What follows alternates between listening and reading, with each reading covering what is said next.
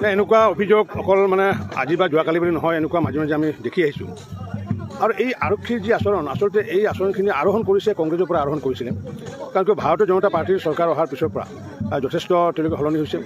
তাৰ মাজতো এনেকুৱা ধৰণৰ ঘটনা আমি ঘটি থকা দেখিছোঁ।